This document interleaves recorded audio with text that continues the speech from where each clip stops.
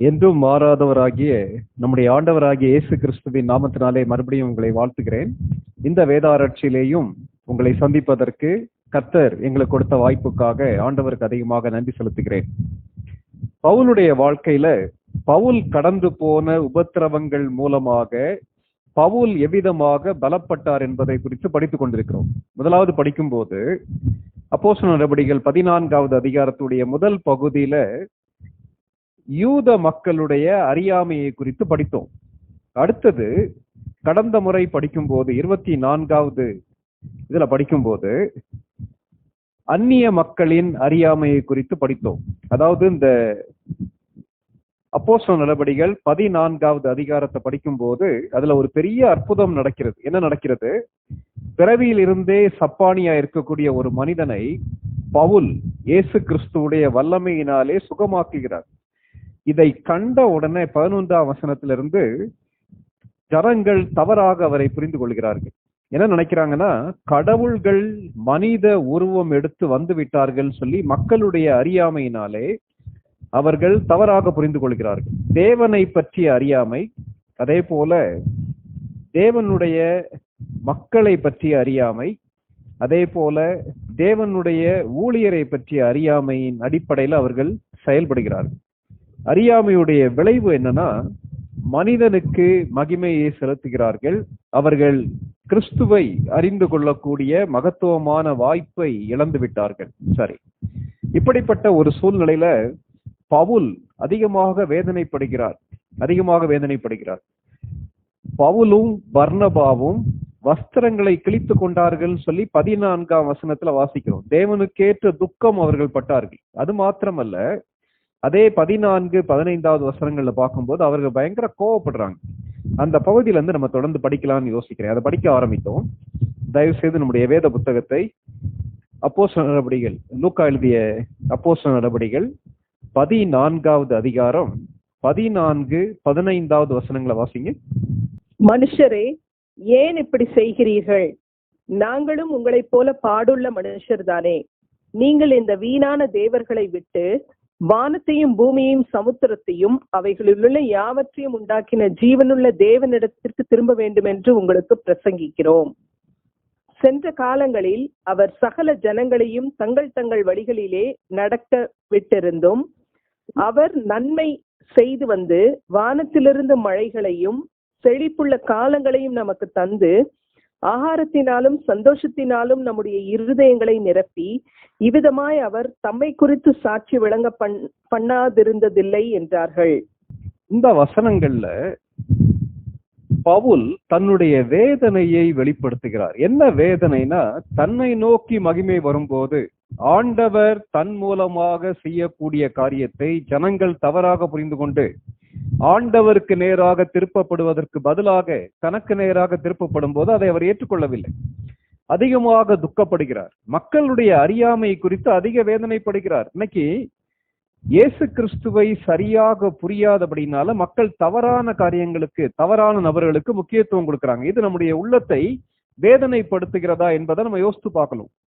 ஆத்துமாக்களை குறித்த பாரம் சொல்லி சொல்லும் போது ஆத்துமாக்கள் அல்லது இயேசு கிறிஸ்துவை குறித்து சரியான அறிவு இல்லாதபடினாலே மக்கள் அநேக தவறான காரியங்களை செய்கிறார்கள். இது நம்முடைய உள்ளத்தை வேதனைப்படுத்த வேண்டும். இரண்டாவது, இது ஒரு நீதிக்குரிய கோபம் சொல்லி பார்த்தோம். நீதிக்குரிய கோபம்னா, ஜனங்களை ஏன் இப்படி செய்றீங்க சொல்லி ஜனங்கள் மத்தியில ஓடி மிகவும் வருத்தத்தோடு அவர்கள் சொல்லுகிறார்கள். அதான் ஏசாயால வாசித்தோம், மத்தேயுல வாசித்தோம்.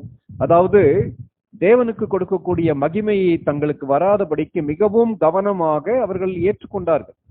இயேசு கிறிஸ்து எவ்விதமாக தேவனுடைய ஆலயத்திலே போய் எருசலேம் தேவாலயத்திலே விற்கிறவர்கள் கொள்கிறவர்களை காணும் போது கோபப்பட்டாரோ, அவ்விதமான கோபத்தை பர்னபாவும் பவுலும் வெளிப்படுத்துகிறார்கள். இன்னைக்கு அநேக விசுவாசிகள் மத்தியில நம்ம பார்க்கக்கூடிய ஒரு வேதனையான ஒரு காரியம் என்னன்னா, யாரும் எக்கேடு கெட்டு போனாலும் எங்களுக்கு அதை பத்தி கவலை இல்லை, நாங்க ஆண்டவரோட நல்லா இருக்கோமா அது போதும். அவ்விதமாக ஒரு விசுவாசி இருக்க முடியாது. ஆண்டவர் வேதனைப்படக்கூடிய காரியங்கள் நம்முடைய இருதயத்தை வேதனைப்படுத்த வேண்டும். ஆண்டவர் வைராக்கியம் பாராட்டக்கூடிய காரியத்துல நம்ம வைராக்கியம் பாராட்ட வேண்டும். மாம்சத்துக்குரிய வைராக்கியம் அல்ல, ஆவிக்குரிய வைராக்கியம் அது நீதியின் கோபமாக வெளிப்படுகிறது. துக்கப்படுகிறார்கள், கோபத்தை வெளிப்படுத்துகிறார்கள். என்ன செய்யறாங்க தெரியுமா? பவுலும் பர்னபாவும் இதை பயன்படுத்தி தெளிவாக உபதேசிக்கிறார்கள். அறியாமையை போக்குவதற்கு தேவனுடைய மக்கள் பயன்படுத்தக்கூடிய முக்கியமான ஆயுதம் என்னன்னா சரியான போதனை. சரியான போதனை. வசனத்தை எடுத்து வசனம் இந்த சூழ்நிலையில என்ன சொல்லுகிறது என்பதை குறித்து தெளிவாக போதிக்க வேண்டும். இன்னைக்கும் தவறான உபதேசங்கள் பெருகி போவதற்கான முக்கியமான காரணம் மக்கள் கிறிஸ்துவை அறியாதபடிக்கு கிறிஸ்து இல்லாத மற்ற காரியங்களுக்கு முக்கியத்துவம் கொடுப்பதற்கு காரணம் தெளிவான உபதேசம் இல்லை. தெளிவான உபதேசம் இல்லை, கிளியர் டீச்சிங் இல்லை. இந்த 15ஆம் வசனத்திலிருந்து பவுல் நிறைய காரியங்களை பேசுறார். ஏற்கனவே சொன்ன மாதிரி பவுல் பிரசங்கத்தை நடத்தினபடியினாலே அவரை யூபிட்டர்னு சொல்லிட்டாங்க. 14ஆம் வசனத்துல பார்த்தோம்ல, 13ஆம் வசனத்துல 12, 13, 14 பர்னபாவை யூபித்தர் என்றும் பவுல் பிரசங்கத்தை நடத்தினபடினாலே மெர்க்குரின்னு சொல்லி சொன்னாங்க. பர்னபாவை யூபித்தர்னு சொல்லி சொன்னாங்க, பவுலை மெர்க்குரின்னு சொல்லி சொன்னாங்க. மெர்க்குரின்னு சொல்லி சொல்லும் போது மெசஞ்சர் ஆஃப் காட்னு சொல்லி சொன்னாங்க.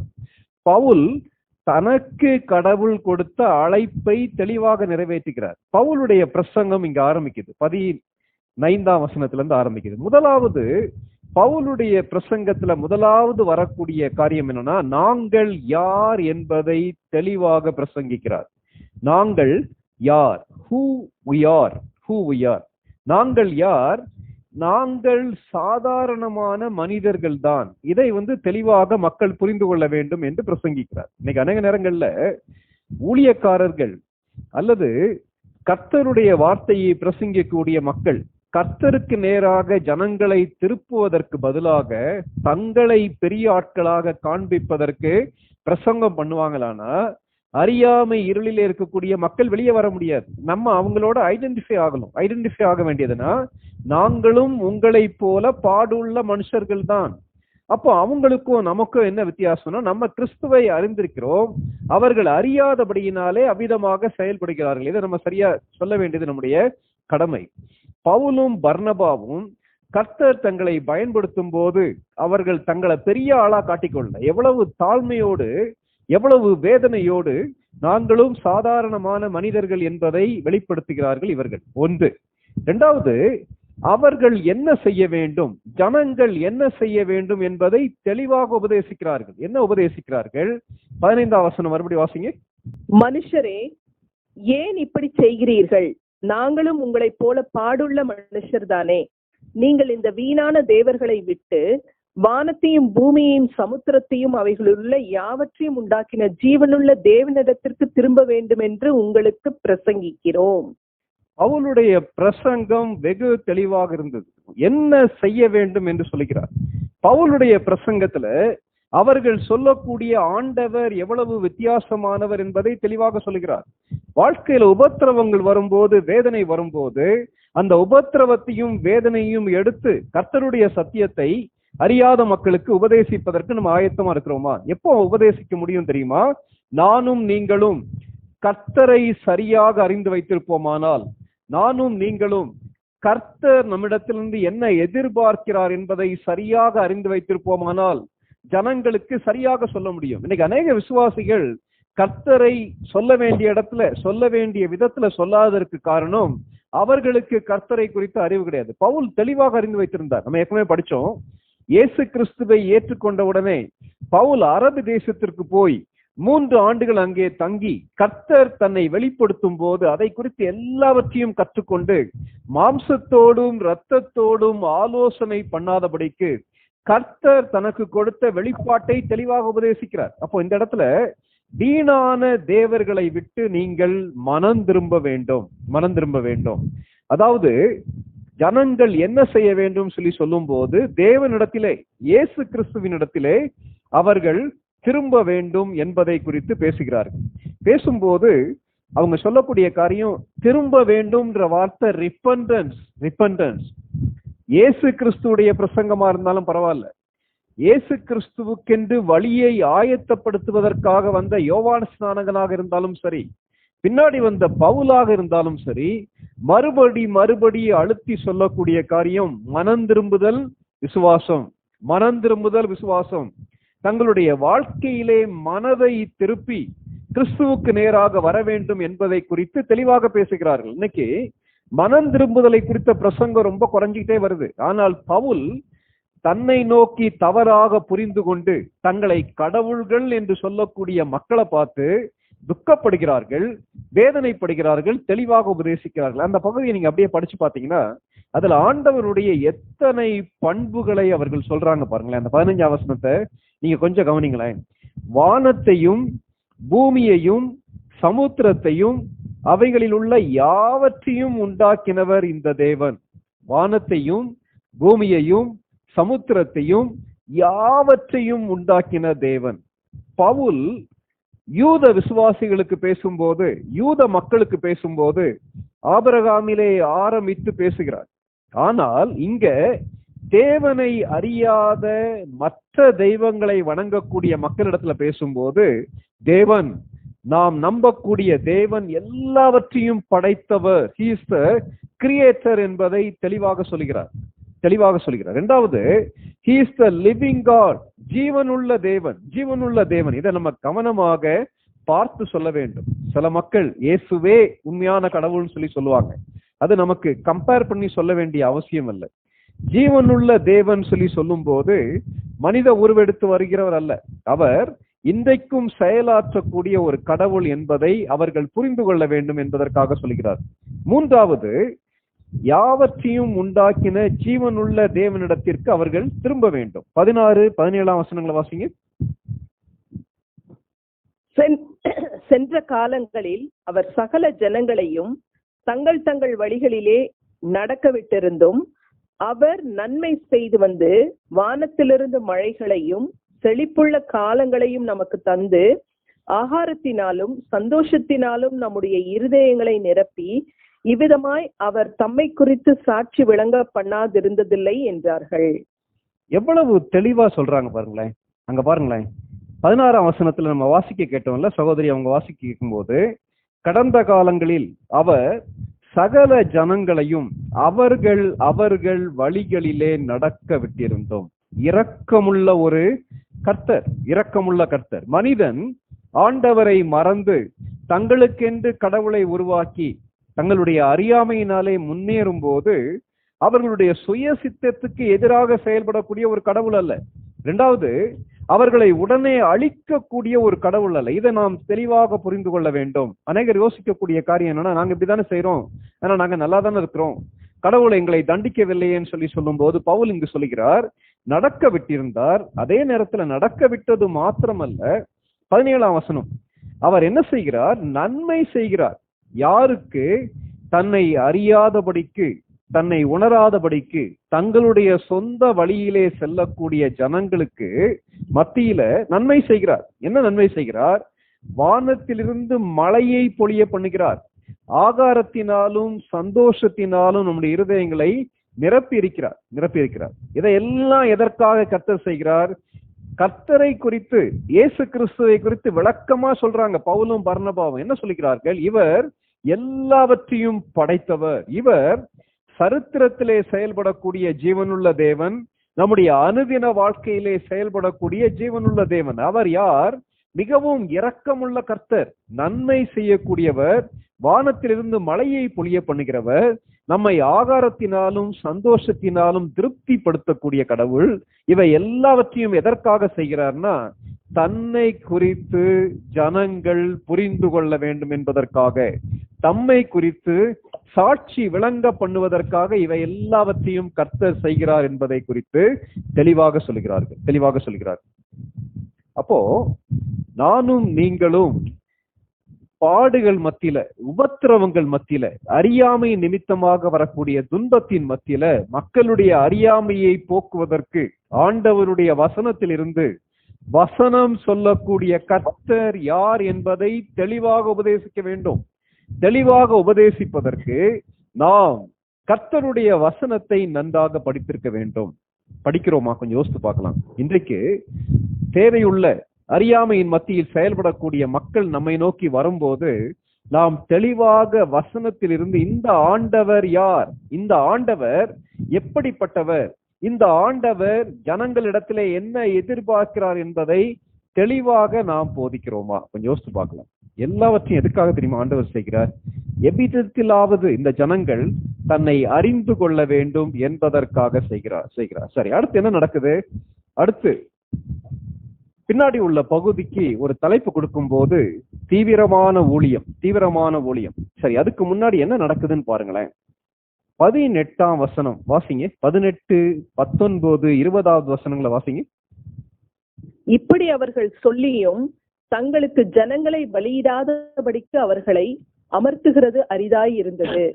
பின்பு அந்தியோகியாவிலும் இக்கோனியாவிலும் இருந்து சில யூதர்கள் வந்து ஜனங்களுக்கு போதனை செய்து பவுலை கல்லெறிந்து அவன் மரித்து போனான் என்று எண்ணி அவனை பட்டணத்துக்கு வெளியிலே இழுத்து கொண்டு போனார்கள். சீஷர்கள் அவனை சூழ்ந்து நிற்கையில் அவன் எழுந்து பட்டணத்திற்குள் பிரவேசித்தான். மறுநாளில் பர்னபாவுடனே கூட தெர்பைக்கு புறப்பட்டு போனான். சம்பவம் நம்முடைய இருதயத்தை எவ்வளவு வேதனைப்படுத்துது இல்லையா? கர்த்தருடைய மகிமையான கிரியையை கண்கூடாக கண்ட ஜனங்கள், நடக்க முடியாத ஒரு மனிதன், பிறவிலிருந்து சப்பானியா இருக்கக்கூடிய ஒரு மனிதன் குதித்தெழுந்து நடக்கிறான். எவ்வளவு பெரிய அற்புதம்! இந்த அற்புதத்தை ஜனங்கள் பார்த்து இந்த அற்புதத்திற்கு பின்னாலே இருக்கக்கூடிய இயேசு கிறிஸ்துவை அறிந்து கொள்ள வேண்டும். ஆனால் அறிந்து கொள்ளவில்லை. இதை நம்ம சரியா புரிஞ்சு கொள்ள வேண்டும். எவ்வளவு பெரிய அற்புதங்கள் நடந்தாலும் ஜனங்களுடைய அறியாமை மாறும் என்று சொல்ல முடியாது. இது வேதம் கற்றுக் கொடுக்கக்கூடிய சத்தியம். இதை நம்ம புரிந்து கொள்ள வேண்டும். முதலாவது. இரண்டாவது, பவுல் உபதேசிக்கிறார். பவுல் உபதேசிக்கும் போது அந்த உபதேசம் எல்லாவற்றையும் கேட்ட போதும் அவர்கள் இயேசு கிறிஸ்துவை அறிந்து கொள்வதற்கு விருப்பம் தெரிவிக்கவில்லை. இதை நம்ம புரிந்து கொள்ள வேண்டும். அதாவது மனிதனுடைய சுய சித்தத்திற்கு எதிராக கர்த்தர் செயல்பட மாட்டார். உண்மையான இருதயத்தோடு கர்த்தரை அறிந்து கொள்ள வேண்டும் என்று மக்கள் வரும்போது கர்த்தர் இதயத்தை திறக்கிறார். மற்றபடி அவரை அறிய விரும்பாத ஒரு மனிதனை கட்டாயப்படுத்தி நீ எப்படியாவது அறிந்து கொள்ள வேண்டும் என்று கர்த்தர் செய்ய மாட்டார். இந்த இடத்துல ரொம்ப வேதனையான ஒரு காரியம் என்னன்னா, அற்புதத்தை பார்க்கிறார்கள், அழகான செய்தியை கேட்கிறார்கள், அற்புதத்தை நடத்தின கர்த்தருடைய ஊழியரை நேரடியாக பார்க்கிறார்கள். ஆனாலும் இவை எல்லாவற்றையும் பார்த்த போதும் அவர்களை அமர்த்துகிறது அரிதா இருந்தது. இப்படியாக அவர்கள் என்ன நோக்கத்திற்காக ஆண்டவர் இந்த அற்புதத்தை செய்தாரோ, எந்த நோக்கத்திற்காக பர்னபாவும் பவுலும் பிரசங்கம் பண்ணினார்களோ அதை அறிந்து கொள்ளவில்லை. இதை நம்ம புரிந்து கொள்ள வேண்டும். நிறைய நேரத்துல நமக்கு வரக்கூடிய சோர்வு என்னடா இவ்வளோ சொல்லியுமே கேட்க மாட்டேன்றாங்களே, இதை விட இவர்களுக்கு எவ்வளவு அழகா சொல்ல முடியும். நல்லா ஞாபகம் வச்சுக்கிறீங்க, மனிதனுடைய சுயம் அவ்வளவு எளிதாக இடம் கொடுக்காது. தாங்கள் நம்பக்கூடிய காரியம் தவறு என்பதை ஏற்றுக்கொள்வதற்கு மனிதனுக்கு தாழ்மை வேண்டும். பரிசுத்த ஆவியானவர் ஆழமாக உணர்த்தும் போது தங்களுடைய அறியாமையை உணர்ந்து அறிக்கையிட்டு ஆண்டவரிடத்திலே வரக்கூடிய மக்கள் மனம் திரும்பி விடுவார்கள். மற்றவங்க அவ்வளவு ஈஸியா என்ன செய்ய மாட்டாங்க, வரமாட்டாங்க. நான் ஏற்கனவே சொன்னேன்ல, தூங்குகிற மனிதனை எழுப்பி விடலாம், தூங்குவதை போல நடிக்கக்கூடிய ஒரு மனிதனை எழுப்ப முடியாது. என்ன நடக்குதுன்னா, அடுத்து என்ன நடக்குதுன்னு பாருங்களேன். அந்த 19வது வசனத்துல இந்த சூழ்நிலையில யூதர்கள் அங்கே வருகிறார்கள். எங்கிருந்து வராங்க? அந்தியோகியாவிலிருந்து வராங்க, இக்கோனியாவிலிருந்து வராங்க. வந்துட்டு இந்த யூதர்கள் ஜனங்களுக்கு போதனை செய்கிறார்கள். எந்த ஜனங்களுக்கு? மாலை போட வேண்டும் என்று இருந்த ஜனங்களுக்கு, பலியிட வேண்டும் என்று இருந்த ஜனங்களுக்கு உபதேசிக்கிறார்கள். இவ்வளவு நேரம் பவுல் தெளிவாக கர்த்தர் யார் என்பதை பிரசங்கம் பண்ணினார். ஆனால் அவர்கள் அதை என்ன செய்யல, கேட்கல. சரி, இந்த யூதர்கள் எங்க இருந்து வந்தாங்கன்னு சொல்லி ஒருவேளை கேட்கலாம். வில்லியம் பார்க்லே என்ன எழுதுறாருன்னா, இந்த இடத்துல இந்த லீஸ்திரால எந்த வியாபாரம் கொடிகட்டி பறந்துச்சுன்னா, மக்காச்சோள வியாபாரம் அல்லது சோள வியாபாரம் கொடிகட்டி பறந்தது. அப்போ சுற்றிலும் உள்ள யூத மக்கள் இந்த லீஸ்திராவுக்கு சோளத்தை வாங்குவதற்கு வருவார்கள். ஒருவேளை என்ன சொல்றாங்கன்னா, இந்த யூதர்கள் யாருன்னா மெர்ச்சன்ட்ஸ்னா சோளத்தை வாங்கக்கூடிய விற்கக்கூடிய வியாபாரிகள். ஒருவேளை வாங்குறதுக்காக வரும்போது என்ன பாக்குறாங்கன்னா, பவுல் அங்கே பிரசங்கம் பண்ணுவதை பார்க்கிறார்.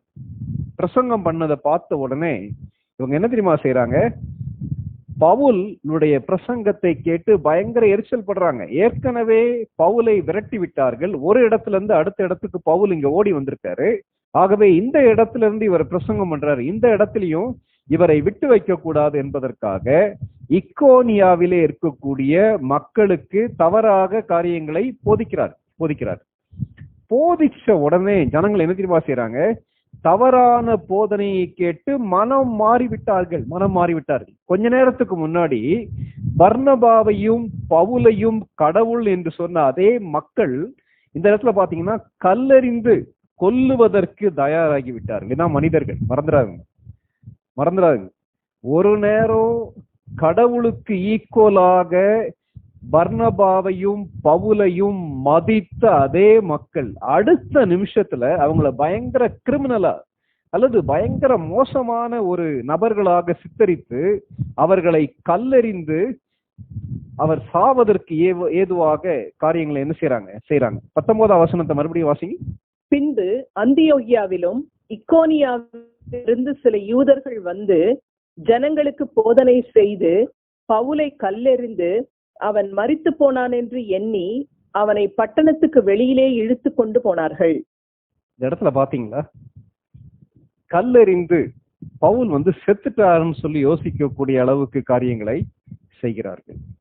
அப்போ இதுல ஒரு காரியத்தை நம்ம புரிஞ்சுக்கொள்ளும். அதாவது பவுல் எதிர்ப்பை கண்டு உபத்திரவத்தை கண்டு சோர்ந்து போகவில்லை. மனிதர்களுடைய மாலைகளை பார்த்தும் சோர்ந்து விடவில்லை. மனிதர்கள் கல்லெறியும் போதும் சோர்ந்து விடவில்லை. கர்த்தர் தன்னை எந்த ஊழியத்துக்கு அழைத்தாரோ அந்த ஊழியத்தை நிறைவேற்றுவதற்கு தன்னுடைய வேதனைகளையும் தன்னுடைய உபத்திரவங்களையும் பவுல் பயன்படுத்தி கொண்டார். இந்த இடத்துல பவுலுடைய துக்கத்தை குறித்து படித்தோம், பவுலுடைய கோபத்தை குறித்து படித்தோம், பவுலுடைய தெளிவான உபதேசத்தை குறித்து படித்தோம். தொடர்ந்து படிக்கக்கூடிய காரியம் என்ன தெரியுமா? பவுலுடைய தீவிரமான ஊழியம். பவுலுடைய தீவிரமான ஊழியத்துடைய முதல் சாட்சி என்ன தெரியுமா? பவுலை கல்லெறிந்து கீழே குற்றுயிராக கொலையுயிராக என்ன செஞ்சிடறாங்க, விட்டுறாங்க. இன்னைக்கு நம்ம லைஃப்ல ஒரு காரியத்தை புரிஞ்சுக்கலாம். ஆண்டவருக்காக உண்மையும் உத்தமமாக நாம் செயல்படும் போது கல்லறிகள் உண்டு. மறந்துடாதுங்க, மாலைகளும் உண்டு, கல்லறிகளும் உண்டு. அதை பார்த்து நம்ம சோர்ந்து போக வேண்டிய அவசியம். இது உண்மையாகவே நடந்த சம்பவமா? லூக்கா எதை எழுதுகிறார் சொல்லி நம்ம யோசிக்கலாம். இந்த சம்பவத்தை பவுல் பின்னாடி குறிப்பிடுகிறார். 2 கொரிந்தியர், பவுல் கொரிந்தியருக்கு எழுதிய 2வது நிருபம் 2 கொரிந்தியர் 11வது அதிகாரம் 25ஆம் வசனம் வாசிங்க. 2 கொரிந்தியர் 11:25. 3 தரம் வெளார்களால் அடிபட்டேன், 1 தரம் கல்லெறியுண்டேன், 3 தரம் கப்பற்சேதத்தில் இருந்தேன், கடலிலே ஒரு ராப்பகல் முழுவதும் போக்கினேன். பவுலுடைய சரீர பிரகாரமான வேதனைகளை பற்றி படிக்கும் போது பின்னாடி படிக்கலாம். இப்ப மனதளவிலே பவுல் பாதிக்கப்பட்டதை குறித்து நம்ம படிச்சுக்கிட்டு இருக்கோம். அதுல பவுலாலே மறக்க முடியாத ஒரு அனுபவம் என்னன்னா, இந்த இடத்துல இந்த லீஸ்திரால கல்லெறியுண்டு பாதிக்கப்பட்டது. ஏற்கனவே இக்கோனியால இந்த எதிர்ப்பு வந்துச்சுன்னு சொல்லி அங்கிருந்து கிளம்பி லீஸ்திராக்கு வந்துட்டாங்க. லீஸ்திரா வந்து இக்கோனியால இருந்து 25 மைல் தூரம் இருக்கு. அங்க நீங்க ஓடி வந்துட்டாங்க. ஆனா இங்க வந்து சுவிசேஷத்தை அறிவிக்கும் போது புறஜாதியாரை தூண்டிவிட்டு இவர்கள் கல்லறிகிறார்கள். சரி, இப்படி கல்லறிறத பார்க்கும்போது பவுல் அதிக வேதனையோடு மாத்திரம் செயல்பட்டார். அதனால பிரயோஜனம் இல்லையான்னு கேட்கும் போது இல்லை, இதையும் தேவன் ஆசீர்வாதமாக பயன்படுத்துகிறார். நம்ம ஏற்கனவே படிக்கிறோம்ல, உபத்திரவங்களின் மூலமாக உறுதிப்படுத்தப்பட்ட ஊழியர். பவுல் தீமோத்தேயுக்கு எழுதிய 2வது நிருபம் 2 தீமோத்தேயு, பவுல் தீமோத்தேயுக்கு எழுதிய 2வது நிருபம் 2 தீமோத்தேயு 3வது அதிகாரம் 2 தீமோத்தேயு 3:10-11 வசனங்களை வாசிங்க. நீயோ என் போதகத்தையும் நடக்கையையும் நோக்கத்தையும் விசுவாசத்தையும் நீடிய சாந்தத்தையும் அன்பையும் பொறுமையையும் அந்தியோகியா இக்கோனியா லீஸ்திரா பட்டணங்களில் எனக்கு உண்டான துன்பையும் பாடுகளையும் நன்றாய் அறிந்திருக்கிறாய். எவ்வளவோ துன்பங்களை சகித்தேன், இவை எல்லாவற்றினின்றும் கர்த்தர் என்னை நீங்களாக்கி விட்டார். ஆண்டவருக்கு ஸ்தோத்திரம். பவுல் தீமோத்தேயுவுக்கு பர்சனலா கடிதம் எழுதும் போது என்ன தெரியுமா சொல்றார்? தீமோத்தேயுவே, பாடுகள் உபத்திரவங்கள் ஒன்றும் உனக்கு புதுசு கிடையாது. என் லைஃப்ல நீ நிறைய பார்த்திருக்க. அந்தியோகியாவிலே எனக்கு பிரச்சனை வந்துச்சு, இக்கோனியாவில பிரச்சனை வந்துச்சு, லீஸ்திரால பிரச்சனை வந்துச்சு, எனக்கு துன்பங்கள் வந்தது, பாடுகள் வந்தது, அந்த பாடுகள் துன்பங்களை நான் சகித்தேன், இவை எல்லாவற்றினின்றும் கர்த்தர் என்னை நீங்களாக்கி ரட்சித்தார் என்று ஒரு இளம் விசுவாசியை பலப்படுத்துவதற்காக பவுல் தன்னுடைய வாழ்க்கையின் அனுபவங்களை எழுதுகிறார். கேட்டிருக்க அருமையான சகோதர சகோதரிகளே, புதிதாக இயேசு கிறிஸ்துவை ஏற்றுக்கொண்ட விசுவாசிகள் அல்லது நம் மூலமாக கிறிஸ்துவுக்குள்ளே வளர்ந்து வரக்கூடிய விசுவாசிகள் நேரடியாக பார்க்கக்கூடிய முன்மாதிரி சாட்சி யார் தெரியுமா? நம்ம தான். ஆண்டவரை மட்டும் பாரு, என்ன பார்க்காத நம்ம சொன்னாலும் மனிதனுடைய இயற்கையான தன்மை, நம்முடைய சீனியர்ஸை பார்க்கிறது இயற்கையான தன்மை. அவ்விதமாக பார்க்கும் போது பவுலுடைய வாழ்க்கையிலிருந்து தீமோத்தேயு கற்றுக்கொண்ட காரியம் என்ன தெரியுமா? பவுல் உபத்திரவங்கள் வழியாக கடந்து சென்றார், உபத்திரவங்களை சகித்தார், உபத்திரவங்களில் மூழ்கி போய்விடவில்லை. அதே கர்த்தர் தீமோத்தேயுவையும் பலப்படுத்தினார். அப்போ தீமோத்தேயுவுக்கு பவுலுடைய முன்மாதிரி எந்த அளவுக்கு ஒரு சவாலாக, எந்த அளவுக்கு ஒரு ஆறுதலாக இருந்திருக்கும் இல்லையா? கேட்டிருக்க அருமையான சகோதர சகோதரிகளை, வாழ்க்கையில் அநேக நேரத்துல யோசிக்கணும்ல, ஏன் இந்த துன்பம், ஏன் இந்த உபத்திரவம், நான் ஏன் இந்த பாதையில கடந்து போறேன், மனதளவில் நான் எவ்வளவு பாதிக்கப்படுறேன் இல்லையா? என்னுடைய கண்ணீர், என்னுடைய துக்கம், இதன் மூலமாக ஆண்டவருடைய ராஜ்யத்துக்கு என்ன பயன், எனக்கு என்ன பயன் நம்ம கேட்கலாம். அருமையான தேவனுடைய மக்களே, ஒரு காரியத்தை மறந்துவிட வேண்டாம். ஆண்டவர் அனுமதிக்காதபடிக்கு உங்களுடைய வாழ்க்கையில, என்னுடைய வாழ்க்கையில எதுவுமே நடக்காது. நம்முடைய பார்வைக்கு எதிர்மறையான காரியமாக இருந்தாலும், நம்முடைய பார்வைக்கு இதயத்தை நொறுக்கக்கூடிய பாதையாக இருந்தாலும், அனுபவமாக இருந்தாலும், தேவன் அதை எடுத்து அந்த வேதனை வழியாக நாம் கடந்து செல்லும் போது நம்மை பலப்படுத்துகிறார், அநேக புதிய விசுவாசிகளை உற்சாகப்படுத்துகிறார். ஆண்டவர் ஸ்தோத்திரம் இல்லையா? பழைய ஏற்பாட்டுல உதாரணம் உண்டு இல்ல? யோபு வாழ்க்கையில வேதனைகள் வழியாக கடந்து செல்லும் போது, ஏன் இந்த இழப்பு, ஏன் இந்த குற்றச்சாட்டு, ஏன் இந்த வியாதி, இந்த எல்லா கேள்விகளுக்கும் யோபுவுக்கு பதில் தெரியவில்லை. தேவனுக்கும் பிசாசுக்கும் நடந்த உரையாடல் பரிசுத்த ஆவியானவர் மூலமாக வேத புத்தகங்கள்ல நமக்கு எழுதி வைக்கப்பட்டிருக்கிறது. ஆனால் யோபு வாழ்ந்த நாட்கள்ல யோபுவுக்கு அது தெரியாது, இதை மறந்துடக்கூடாது. ஆனால் யோபு அவ்விதமான பாதையிலே கடந்து சென்றபடியினால இன்றைக்கு நாம் யோபுடைய பொறுமையை குறித்து, யோபுடைய விசுவாசத்தை குறித்து, யோபுடைய பாடுகளை குறித்து நம்ம படிக்கிறோம் இல்லையா? அது நமக்கு எவ்வளவு ஆறுதலையும் சமாதானத்தையும் பலத்தையும் கொடுக்கிறது இல்லையா? இந்த இடத்துல பவுல் இந்த நெருக்கங்களை பார்த்து, மாலையை பார்த்து மண்டியிடவில்லை, கற்களை பார்த்து சோர்ந்து விடவில்லை, அவர் தீவிரமாக செயல்படுகிறார். என்ன தெரியுமா செய்யறாங்க இவங்க? கல்லெறிந்து பவுல் செத்து போயிட்டாருன்னு சொல்லி யோசித்து ஒரு பிணத்தை அல்லது செத்து போன நாயை இழுத்து கொண்டு போவது போல அவர்கள் பட்டணத்துக்கு வெளியே அவனை இழுத்து கொண்டு போனார்கள் சொல்லி அதுல வாசிக்கிறோம் 19ஆம் வசனத்துல. லூக்கா தெளிவாக எழுதுகிறார். ஏன் இவ்விதமாக எழுதுகிறார்? இந்த லீஸ்திரா யாருடைய கட்டுப்பாட்டு கீழே இருந்துச்சுன்னா, ரோமருடைய கட்டுப்பாட்டு கீழே இருந்துச்சு. ரோமன் காலனி பார்டர்ல இருக்கு. அப்போ இங்க யூதர்கள் ஏதாவது பிரச்சனை பண்ணுவார்கள், ஆனால் லா அண்ட் ஆர்டர்ல ஏதாவது ப்ராப்ளம் வருமானா ரோம சோல்ஜர்ஸ் மூலமாக ரோம அரசாங்கம் தீவிரமான நடவடிக்கை எடுக்கும். இதை அவாய்ட் பண்றதுக்காக ஒரு பாடி, செத்து போன ஒரு யூதனுடைய பிணம் ஊருக்குள்ள கிடக்கக்கூடாதுன்றக்காக அவரை இழுத்து ஊருக்கு வெளியே கொண்டு சென்று போடுவதற்கு அவர்கள் என்ன செஞ்சிருக்கலாம்? முயற்சி எடுத்திருக்கலாம். ஒரு காரியத்தை நம்ம மறந்து போய்விடக்கூடாது. அப்படி நடக்கும் போது என்ன நடக்கு தெரியுமா? விசுவாசிகள் சுற்றிலும் நிற்கிறார்கள். அதுல அந்த வசனத்தை அப்படியே பாருங்களேன். 20ஆம் வசனத்துல சீஷர்கள் சூழ்ந்து நிற்கிறார்கள். அருமையான தேவனுடைய மக்களே, உபத்திரவத்தின் மத்தியில கடந்து செல்லும் போது, கல்லறியின் மத்தியில கடந்து செல்லும் போது, ஒருவேளை சாவு நம்மை நெருங்கி வரக்கூடிய ஒரு சூழ்நிலையில மற்ற விசுவாசிகளுடைய ஐக்கியம் நமக்கு எவ்வளவு முக்கியம் இல்லையா? இந்த இடத்துல சீஷர்கள்ன்ற வார்த்தை 2 விதத்துல பயன்படுத்தப்பட்டிருக்கு. ஒன்று தேவனுடைய பிள்ளைகள், இன்னொன்று உடன்பிறப்புகள். கிறிஸ்துவுக்குள் உடன்பிறப்புகள். பவுலை விட்டு ஓடிவிடவில்லை. இவர்களாம் இளம் விசுவாசிகள். யார் மூலமாக இயேசு கிறிஸ்துவை ஏற்றுக்கொண்டவர்கள்? பர்னபா மூலமாக, பவுல் மூலமாக ஏற்றுக்கொண்டவர்கள். வேதனையோடு, கண்ணீரோடு, பவுலுக்கு என்ன ஆச்சோன்ற துக்கத்தோடு, ஏன்னா ஊரை விட்டு இழுத்து வெளியே கொண்டு போடும்போது சுற்றிலும் நின்று அவர்கள் கவனித்துக் கொண்டிருக்கிறார்கள். வாரன் வியாஸ்பி எனப்பட்ட ஒரு தேவனுடைய மனிதர் என்ன தெரியுமா எழுதுகிறார்? ஒருவேளை பவுல் மரித்து விட்டாரா இல்லையா நமக்கு தெரியல. பவுல் இறந்தாரா, கர்த்தர் அவரை உயிரோடு எழுப்பினாரா நமக்கு தெரியல. மரித்து விட்டார்கள் என்று எண்ணி யூதர்கள் அவரை இழுத்து கொண்டு பணம் மாதிரி வெளியே கொண்டு போடுறாங்க. ஆனா என்ன தெரியுமா நடந்துச்சு? இந்த விசுவாசிகள் சூழ்ந்து நின்று பவுலுக்காக ஜெபித்திருப்பார்கள். இது எவ்வளவு முக்கியமான ஒரு காரியம் இல்லையா? சேர்ந்து ஒரு மனப்பாட்டோடு, அன்போடு, தீவிரமாக ஜெபிக்கும் போது ஒருவேளை கர்த்தர் பவுலுக்கு அந்த வேதனையிலிருந்து வெளியே வருவதற்கு, ஒருவேளை உயிரோடு எழும்புவதற்கு கூட கிருபை செஞ்சிருக்கலாம் இல்லையா? கேட்டிருக்க அருமையான சகோதர சகோதரிகளை, இன்னைக்கு நம்ம எப்படிப்பட்ட விசுவாசிகளாக இருக்கிறோம்? உபத்திரவங்கள் வழியாக கடந்து செல்லும் போது அந்த உபத்திரவத்திலே நிற்பதற்கு, உபத்திரவத்திலே உயிர் பெறுவதற்கு, உபத்திரவத்திலே எழும்பி நடப்பதற்கு சக விசுவாசிகளுடைய ஜெபமும் ஆதரவும் சூழ்ந்து நிற்பதும் தேவை. உபத்திரவத்தின் மத்தியில கடந்து செல்லும் போது நம்மை விட்டு ஓடி போகக்கூடிய விசுவாசிகள் உண்மையான அன்புள்ள விசுவாசிகள் கிடையாது. ஒரு அவயவம் பாடுபடும் போது எல்லா அவயவமும் பாடுபடும்.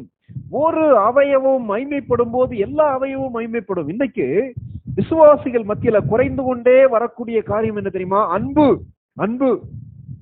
என்னுடைய சக சகோதரன், என்னுடைய சகோ சகோதரி கஷ்டப்படும் போது, கிறிஸ்துவின் நிமித்தமாக உபத்திரவப்படும் போது, கற்கள் அவன் மீது எரியப்படும் போது, பழி சொல் நிற்கும் போது அவரோட நிற்பதற்கு ஆட்கள் இல்லை. மாலை போடும் போது வருவதற்கு ஆட்கள் இருக்காங்க. ஆனா கல்லறி உண்டு, சாவின் சமீபத்துல நிற்கும் போது ஆட்கள் இல்லை. ஆனா இந்த விசுவாசிகள் கொஞ்சம் யோசித்து பாருங்களேன். லிஸ்திரால, இக்கோனியால இருக்கக்கூடிய அந்த புதிய விசுவாசிகள் பவுலை எந்த அளவுக்கு நேசித்தார்கள் இல்லையா? எவ்வளவு வேதனையோடு தன்னை வழிநடத்தின தலைவன் குற்றுயிராக, கொலையராக சாக போகிறானே என்ற வேதனையோடு நின்று அவர்கள் ஜெபித்திருப்பார்கள் இல்லையா? நானும் நீங்களும் எவ்வளவாக ஜெபிக்க வேண்டும் இல்லையா? வேதனை மத்தியில் கடந்து செல்லக்கூடிய தலைவர்களுக்காக ஜெபிக்கும் போது அந்த உபத்திரவம் ஆசீர்வாதமாக மாறிவிடுகிறது. இன்னைக்கு இப்படிப்பட்ட அன்பு நம்முடைய இருதயங்கள்ல உண்டா? கேட்டிருக்க அருமையான சகோதர சகோதரிகளே, ஆண்டவரே உம்முடைய எதிர்பார்ப்புகளை நிறைவேற்ற எனக்கு கிருபை தாரும் சொல்லி நம்ம ஜெபிக்கணும் இல்லையா? பவுலும் பாடுள்ள ஒரு மனிதன். பவுலுக்கும் ஜெபம் தேவைப்பட்டது. பவுல் எக்ஸ்ட்ராடனரியா கர்த்தரால பயன்படுத்தப்பட்ட ஒரு மனிதனான இடத்துல பாருங்களேன், அடித்து கல்லெறிந்து ஒரு நாயை இழுத்து கொண்டு போடுவது போல வெளியே கொண்டு போய் போட்டுட்டாங்க. ஏன் தேவன் இதை அனுமதிக்கிறார் நமக்கு தெரியாது. தேவன் அனுமதிக்கிறார். நாம் ஏற்கனவே படிச்ச மாதிரி சுற்றிலும் உள்ள விசுவாசிகள் மத்தியில தேவனை பின்பற்றும் போது இப்படிப்பட்ட வேதனைகள் உண்டு என்பதற்கு உயிருள்ள சாட்சியாக பவுல் அங்கே செயல்படுகிறார். என்ன நடக்குது? பவுல் எழுந்து விட்டார். ஆண்டவருக்கு ஸ்தோத்திரம். ஒரு காரியத்தை நம்ம மறந்து போய்விடக் கூடாது.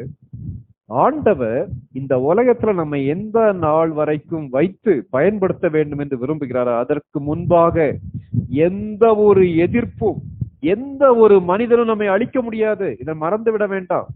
அதான் இயேசு கிறிஸ்து பிரசங்கம் பண்ணும்போது என்ன சொன்னார்? சரீரத்தை மாத்திரம் கொலை செய்து அதற்கு பின்பு ஒன்றும் செய்ய வல்லமை உள்ளவர்களுக்கு நீங்கள் பயப்படாமல் சரீரத்தையும் ஆத்துமாவையும் நரகத்திலே தள்ள வல்லவருக்கு நீங்கள் பயப்படுங்கள் சொல்லி சொன்னாரே. அநேக நேரங்களில் உபத்திரவங்களுக்கு பயப்படுறோம் இல்லையா? ஏதாவது பண்ணிடுவாங்களோ, ஏதாவது செஞ்சிருவாங்களோ? இல்லையே. பவுல் உறுதிப்பட்ட ஊழியராக மாறினதற்கு காரணம் கல்லறியுண்டு அடிபட்டு சாவுக்கு சமீபமாக வந்து ஒருவேளை செத்து கூட போயிருக்கலாம். ஆண்டவர் உயிரோடு எழுப்பும் போது தீவிரமாக கர்த்தருடைய பணியை அவர் செய்கிறார். என்ன நடக்குது? 20ஆம் வசனத்தை மறுபடியும் வாசிங்க. சீஷர்கள் அவனை சூழ்ந்து நிற்கையில் அவன் எழுந்து பட்டணத்திற்குள் பிரவேசித்தான். மறுநாளில் பர்னபாவுடனே கூட தெர்பைக்கு புறப்பட்டு போனான். அந்த பட்டணத்தில் அவர்கள் சுவிசேஷத்தை பிரசங்கித்து அநேகரை சீஷராக்கின பின்பு லீஸ்தராவுக்கும் இக்கோனியாவுக்கும் அந்தியோகியாவுக்கும் திரும்பி வந்து சீஷருடைய மனதை திடப்படுத்தி விசுவாசத்திலே நிலைத்திருக்கும்படி அவர்களுக்கு புத்தி சொல்லி நாம் அநேக உபத்திரவங்களின் வழியாய் தேவனுடைய ராஜ்யத்தில் பிரவேசிக்க வேண்டும் என்று சொன்னார்கள். போதும் சிஸ்டர், தேங்க்யூ. என்ன நடக்குது, பவுல் என்ன செய்வார் என்பதை பார்த்துட்டே நிக்கிறாங்க. அதுல பாருங்க, அந்த காட்சியை கொஞ்சம் யோசித்து பாருங்க. பவுல் எழுந்தார், எழுந்து பட்டணத்திற்குள் பிரவேசித்தான். எந்த பட்டணத்திற்குள் பிரவேசித்தார்? அடித்து இழுத்து கொண்டு போய் செத்து போய் விட்டார்னு சொல்லி யோசித்த அந்த பட்டணத்துக்குள்ளே அவர் பிரவேசித்தார். ஒருவேளை ஏற்கனவே அவரை த்ரெட்டன் பண்ணியிருக்காங்க, ஏற்கனவே அவரை கொண்டு விடுவோம் சொல்லி யோசிச்சிருக்காங்க. ஆனால் பவுல் மறுபடியும் எழுந்து அந்த மக்கள் மத்தியில் சென்று ஆண்டவருடைய வார்த்தையை பிரசங்கிக்கிறார். அதில் என்னெல்லாம் நடந்துச்சுன்னு சொல்லி அவங்க நம்ம வாசிக்க கேட்ட பகுதியில் அப்படியே பாருங்களேன். என்ன செய்கிறார்? தெர்பைக்கு பர்னபாவோடு மறுநாள் புறப்பட்டு போனார். அங்கிருந்து தெர்பை எவ்வளவு தூரத்துல இருக்கு? 50 மைல் தூரத்துல இருக்கு. ஏற்கனவே இக்கோனியால அவங்க பாடுபடுத்தும் போது லீஸ்திராவுக்கு ஓடி வந்துட்டாங்க. அது 25 மைல் தூரத்துல இருக்கு. லீஸ்திரால கல்லெறிஞ்சி ஆள் செத்து போயிட்டான்னு சொல்லி யோசிக்கும் போது மறுபடியும் பட்டணத்துக்குள்ளே சுவிசேஷத்தை அறிவிக்கிறார் பவுல். மறுபடியும் எங்க தெரியுமா போறாரு? அங்கிருந்து தெர்பைக்கு போறாரு. தெர்பை அங்கிருந்து 50 மைல் தூரத்துல இருக்கு. அப்போ பவுலுடைய வாழ்க்கையிலே நாம் கற்றுக்கொள்ள வேண்டிய காரியம், ஒவ்வொரு படியிலேயும் கர்த்தருடைய வழி நடத்துதலின்படி அவர் செயல்படுகிறார். சுவிசேஷத்தை அறிவிக்கிறார். அடுத்து என்ன செய்கிறார்? அநேகரை சீஷராக்குகிறார். மறுபடியும் எங்க திருப்பி வர்றாரு? லீஸ்திராவுக்கு, இக்கோனியாவுக்கு, அந்தியோகியாவுக்கு திரும்பி வர்றாரு. எந்த ஊர்ல இருந்து விரட்டினாங்களோ, எந்த ஊர்ல பாடுபடுத்தினாங்களோ அதே ஊருக்கு மறுபடி திரும்ப வருகிறார் பவுல். ஏன் திரும்ப வருகிறார்ன்றதுக்கு பின்னாடி பாக்குறோம். சீஷர்களுடைய மனதை திடப்படுத்தி விசுவாசத்திலே நிலைத்திருக்கும்படி அவர்களுக்கு புத்தி சொல்லி, பவுலுடைய வாழ்க்கையில அவருடைய ஊழியத்தில் இருந்த மிக மிக முக்கியமான ஒரு காரியம் என்னன்னா, புதிதாக இயேசு கிறிஸ்துவை ஏற்றுக்கொண்ட விசுவாசிகள், கிறிஸ்துவை பின்பற்ற ஆரம்பிக்கக்கூடிய சீஷர்களை அப்படியே விட்டுவிடவில்லை. அவங்க என்ன தெரியுமா செய்யறாரு? அவர்களை பலப்படுத்துவது, அவர்களை உறுதிப்படுத்துவது, அவர்களை தூக்கி நிறுத்துவது, இது இவருடைய ஊழியத்துடைய மிக மிக முக்கியமான ஒரு பொறுப்பாக அவர் கருதினார். ஆகவே யாருக்காக தேடி வருகிறார்? புதிய விசுவாசிகளை தேடி வருகிறார். இப்ப நீங்க கொஞ்சம் படிச்சு பாருங்களேன். பவுல் குற்றுயிரும் கொலையுருமாக கிடக்கும் போது சீஷர்கள் சுற்றி நின்றார்கள். பவுல் எழுந்து மற்ற பட்டணத்துக்கு போயிட்டு மறுபடியும் எங்க தெரியுமா வர்றாரு? சீஷர்களை தேடி வருகிறார். கொஞ்சம் யோசித்து பாருங்களேன். அந்த ஐக்கியம் எவ்வளவு அழகான ஒரு ஐக்கியம் இல்லையா? உபத்திரவத்தின் மத்தியில் உறுதிப்பட்ட ஊழியர்னு சொல்லி சொல்லும் போது ஒரு மூத்த விசுவாசி, மூத்த ஊழியக்காரர், இவர்களை கிறிஸ்துவுக்குள் வழிநடத்தின ஒரு தேவனுடைய மனிதன், அதே நேரத்தில் அவரோடு நின்று அவரை சப்போர்ட் பண்ண இளைய விசுவாசிகள் மறுபடியும் அந்த இளைய விசுவாசிகளை தேடி வந்து அவர்களை தட்டி கொடுத்து அவர்களை பலப்படுத்தக்கூடிய ஒரு உன்னதமான ஊழியம். எவ்வளவு ஒரு ஆழமான ஐக்கியம், ஆழமான அன்பு இல்லையா? இந்த கேட்டிருக்க அருமையான சகோதர சகோதரிகளே, இன்றைக்கு நம்முடைய ஜூனியர்ஸ் மத்தியில நம் மூலமாக கிறிஸ்துவை ஏற்றுக்கொண்டவர்கள், கிறிஸ்துவுக்குள் பலப்படக்கூடிய விசுவாசிகளுக்கும் நமக்கும் இடையில இப்படிப்பட்ட ஒரு அன்பின் நெருக்கம் இருக்குதா? அன்பின் ஐக்கியம் இருக்குதா? அடிபட்டு அந்த ஊருக்குள்ள போனாதான் பாடுபடுத்துவாங்கன்னு சொல்லி தெரியும். ஆனாலும் அதே ஊருக்குள்ள போய் யார் தெரியுமா சந்திக்கிறார்? இவர்கள் மூலமாக இயேசு கிறிஸ்துவை ஏற்றுக்கொண்ட விசுவாசிகளை சந்திக்கிறார். சந்தித்து என்ன தெரியுமா செய்கிறார்? அவர்களை திடப்படுத்துகிறார், பலப்படுத்துகிறார். ஏன் திடப்படுத்துகிறார்?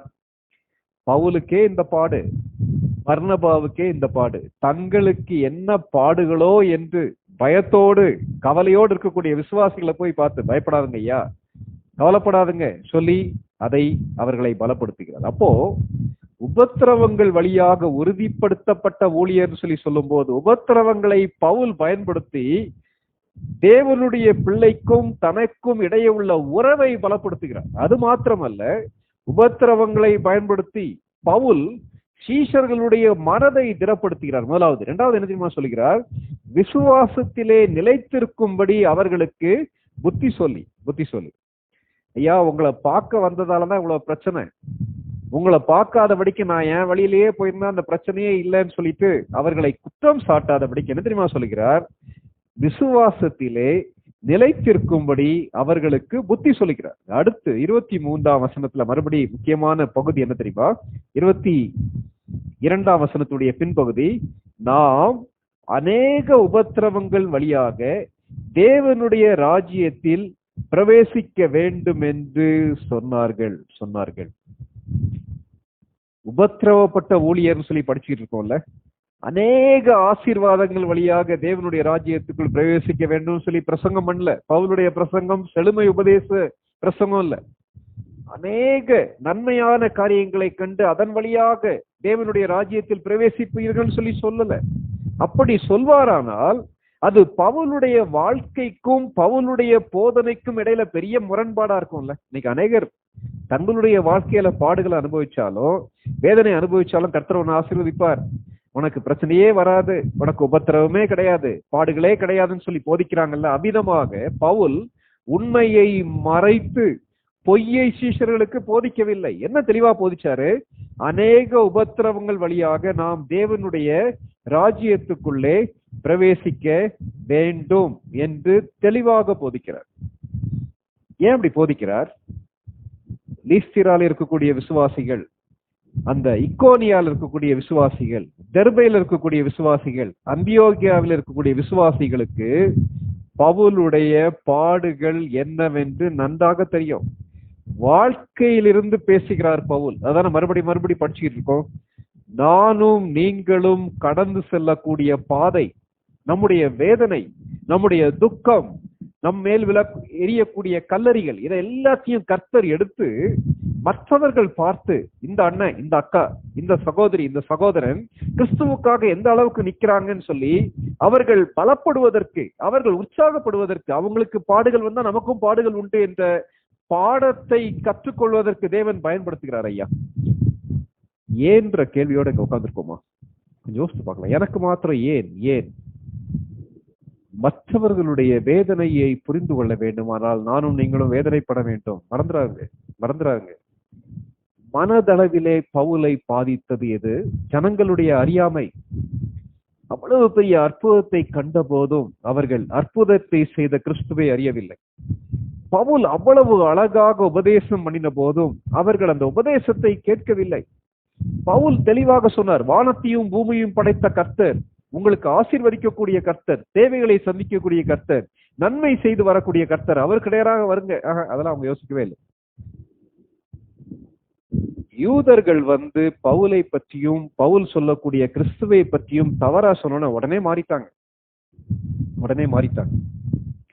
அந்த ஊருக்கு அவர்களுடைய மாலையை ஏற்றுக்கொள்ளாத பவுல், பலியை ஏற்றுக்கொள்ளாத பவுலுக்கு கிடைச்ச பரிசு என்ன தெரியுமா? இப்படிப்பட்ட உண்மையான ஊழியனுக்கு கிடைச்ச பரிசு என்ன தெரியுமா? கல்லறி உண்டார்கள். கல்லறிந்து ஒரு செத்து போன மிருகத்தை இழுத்து கொண்டு போவது போல பட்டணத்துக்கு வெளியே கொண்டு போட்டாங்க. இது யாருடைய அறியாமை? தேவனை அறியாத மக்களுடைய அறியாமை. அறியாமையினாலே இது எல்லாத்தையும் செய்யறாங்க. ஆனால் அறிந்த மக்கள் என்ன செய்யறாங்க? பவுலின் மூலமாக கிறிஸ்துவை அறிந்தவர்கள், பவுலின் மூலமாக கிறிஸ்துவுக்குள் பலப்பட்டவர்கள் சூழ்ந்து நிற்கிறார்கள், பவுலுக்காக ஜெபிக்கிறார்கள், பவுலுடைய வேதனையிலே கூட நிற்கிறார்கள். பவுல் என்ன செய்கிறார்? இந்த சூழ்நிலையை பயன்படுத்தி இந்த ஊழியத்தை இன்னும் தீவிரமாக செய்வதற்கு அவர் செயல்படுகிறார். இன்னைக்கு அநேக நேரங்கள்ல வாழ்க்கையில உபத்திரவம் வரும்போது, பாடுகள் வரும்போது நம்ம என்ன தெரியுமா செய்யறோம்? செய்யக்கூடிய தப்பு என்ன தெரியுமா? வேதத்தை வாசிப்பதை குறைத்து விடுகிறோம், ஜெபிப்பதை குறைத்து விடுகிறோம்.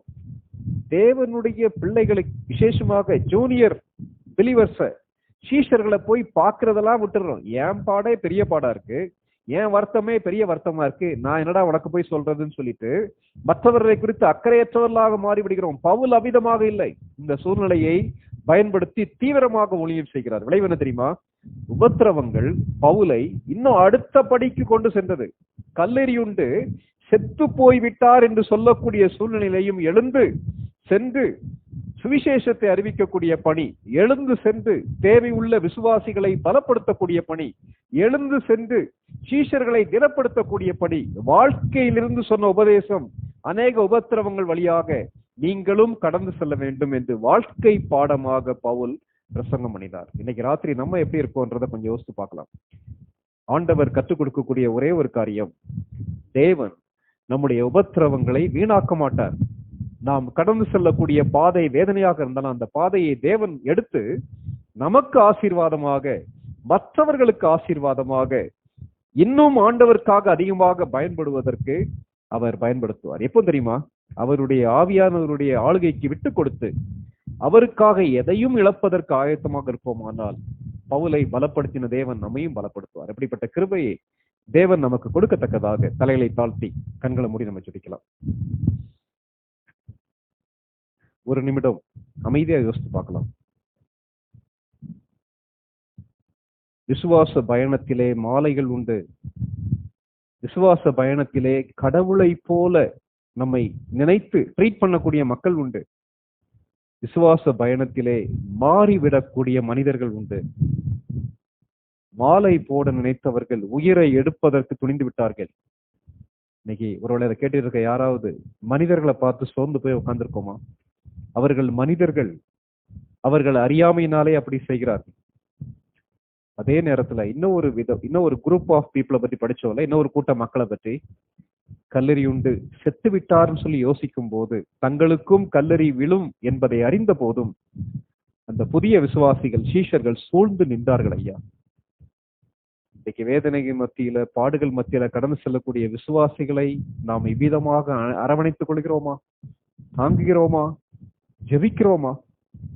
வேதனையிலேயே மூழ்கி விடவில்லை பவுல். எழுந்து சுவிசேஷத்தை அறிவித்தார், சீஷர்களை சந்தித்தார். அங்கதான் விரட்டி விட்டாங்க, அங்க போய் சீஷர்களை சந்தித்தார். அன்பு அவரை நெருக்கி ஏவினது. இந்த பாதை நமக்கு உண்டு என்பதை வாழ்க்கையிலிருந்து போதித்தார். சத்தியத்தை சத்தியமாக போதித்தார். விளைவு அவர்களுடைய அறியாமை மாறியது. ஒரு கூட்ட மக்கள் அறியாம இருந்தாலோ அறிந்து கொள்வதற்கு ஆசையா இருக்கக்கூடிய மக்களுக்கு தெளிவாக போதித்தார் பவுல். இந்த சூழ்நிலையை பயன்படுத்தி பவுல் பலப்பட்டார், மற்றவர்களை பலப்படுத்தினார். பரிசுத்த ஆவியானவர் நம்மகிட்ட பேசியிருப்பார். ஆனா யாராவது ஒருத்தர் ஜெபிக்கலாமா? யாராவது ஒருத்தர் ஜெபித்து முடிக்கலாம். கிருபையும் இரக்கமும் நிறைந்த எங்கள் அன்பின் பரலோக பிதாவே, இந்த சாயங்கால வேளையில தேவரீர் நீர் கற்றுக் கொடுத்த உங்களுடைய வார்த்தைக்காக உண்மை நன்றியோடு துதிக்கிறோம், ஸ்தோத்திரிக்கிறோம். ஆண்டவரே, உங்களுடைய வார்த்தையை கொண்டு எங்களை தொடர்ந்து பலப்படுத்தி வருகிறீரே, அதற்காக உமக்கு நன்றி. ஆண்டவரே, பவுலனுடைய வாழ்க்கையிலிருந்து ஆண்டவரே நாங்கள் இன்றைக்கு கற்றுக்கொண்ட காரியங்களுக்காக உமக்கு நன்றி செலுத்துறோம் சாமி. ஆண்டவரே, பாடுகளுக்கு மத்தியிலையும் உபத்திரத்துக்கு மத்தியிலையும் ஆண்டவரே நீர் பவுலை பலப்படுத்தினீர். ஆண்டவரே, உண்மை பின்பற்றி ஊழியம் செய்யக்கூடிய பிள்ளைகளுக்கு, மனிதர்களுக்கு ஆண்டவரே உபத்திரங்கள் பாடுகள் உண்டு. அதற்கு மத்தியிலும் ஆண்டவரே பவுலை போல கல்லறிப்பட்டு ஆண்டவரே இறந்த மனிதன் என்று நினைத்து கொண்டு ஆண்டவரே தெருவுக்கு வெளியில போடப்பட்ட பவுலை எழுப்பி ஆண்டவரே நீர் பிரசங்கம் பண்ண வைத்தீர். ஆண்டவரே அப்பா, அப்படிப்பட்ட ஒரு பலத்தை ஆண்டவரே, தைரியத்தை ஆண்டவரே உங்கள் ஒவ்வொருவருக்கும் நீர் தர வேண்டும் என்று ஜெபிக்கிறோம். ஆண்டவரே, ஆத்துமாக்களை குறித்த பாரத்தையும் ஆண்டவரே அவர்களுக்காக ஆண்டவரே ஆண்டவருடைய வார்த்தையை அறிவிக்கக்கூடிய தாகமும் எங்களுக்கு இருக்கும் பொழுது எங்கள் ஒவ்வொருத்தரையும் கர்த்தர் பயன்படுத்துவீர். இதற்காக எங்களை முழுவதுமாக ஒப்பு கொடுத்து ஆண்டவரே உமக்காக எல்லாவற்றையும் இழப்பதற்கும் நாங்கள் தயாராக இருக்கும் பொழுது பவுலை பயன்படுத்திய அதே தேவன் எங்களையும் பயன்படுத்துவீர்ன்றதை ஆண்டவரே நாங்கள் முழுமையாக கற்றுக்கொண்டோம். ஆண்டவரே, தொடர்ந்து ஆண்டவரே கற்றுக்கொண்ட வசனத்தின்படி, வார்த்தையின்படி நாங்கள் ஒவ்வொருத்தரும் எங்களுடைய வாழ்க்கையில இருப்பதற்கு தேவன் எங்களுக்கு திருப்பி பாராட்டும். எங்களை அழைத்த நோக்கத்தையும் ஆண்டவரே நீர் எங்களை தெரிந்து கொண்ட ஆண்டவரே நோக்கத்தையும் நாங்கள் ஒவ்வொருவரும் அறிந்து கொண்டு உம்முடைய வார்த்தையின்படி, வசனத்தின்படி உம்முடைய அழைப்பை ஏற்று உம்முடைய அழைப்புக்கு எங்களை நாங்கள் விட்டு கொடுத்து காரியங்களை செய்ய தேவன் எங்களுக்கு திருப்பி பாராட்டும். எங்களுடைய எல்லா பலவீனங்களிலும் பலத்தை கொண்டு தேவன் எங்களை பூரணப்படுத்தும், எங்களை பலப்படுத்தும், ஆசீர்வதிக்கும். இந்த நேரத்துக்காக நன்றி ஆண்டவரே. அப்பா, பங்கு பெற்ற ஒவ்வொருத்தருக்காகவும் ஆண்டவரே இருதயத்தின் ஆழத்திலிருந்து நன்றி செலுத்துறோம். துதி, கன, மகிமை எல்லாவற்றையும் ஒருவருக்கே செலுத்துறோம். ரட்சகர் மெய்ப்பெருமான இயேசு கிறிஸ்துவின் மூலம் ஜெபிக்கிறேன், எங்கள் ஜீவனுள்ள நல்ல பிதாவே. ஆமென்.